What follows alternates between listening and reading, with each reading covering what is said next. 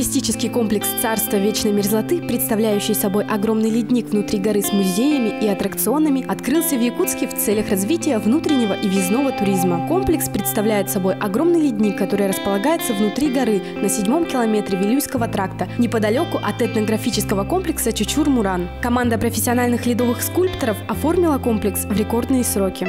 В эпоху СССР здесь располагались продуктовые склады, позволявшие сохранять в замороженном виде продукты в любое время года, поскольку температура воздуха внутри ледника 5-10 градусов мороза, даже в летний зной, когда воздух в Якутске прогревается до 36 градусов. Штольню эту пробурили в 1989 году. Сейчас это уникальное место, которое сохраняет постоянную температуру в районе минус 50 градусов. Стены музея покрыты инеем, а вся земля пронизана ледяными прожилками. Территория разбита на несколько разных комнат и пространств, в каждом из которых находятся ледяные скульптуры. Во-первых, что можно увидеть, это юкагирского мамонтенка, который находится за окном. Это такие останки, как голова настоящая, также нога. Проходим в этот зал. Ну а этот зал у нас уже называется трон Чисхана, повелителя холода. По поверью, Чисхан, называемый так как бык зимы, у него опадают рога с наступлением тепла. Первый рог опадает в январе месяце, второй в феврале месяце, и наступает тепло. Так же, как Чисхан приходит с океана и уходит также в океан. С ледоходом у него опадает как бы голова. Ну а следующий зал у нас называется резиденция якутской зимы. Там есть такой, как, к примеру, северное сияние, ледяной аквариум, даже есть сказочные сани. Следующий зал у нас также мамонт, уже в полный рост представлен.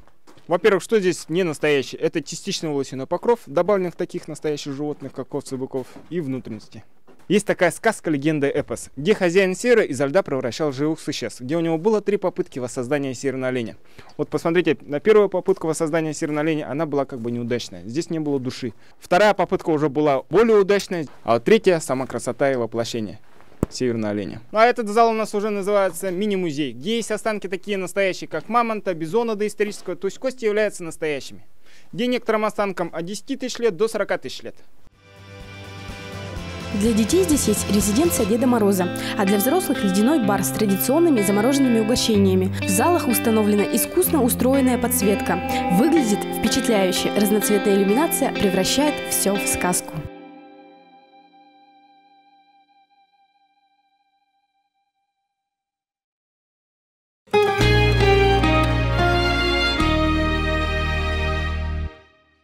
Студия Романа Пестерева. ТВ, интернет, билборды, кинотеатры, радио и газеты.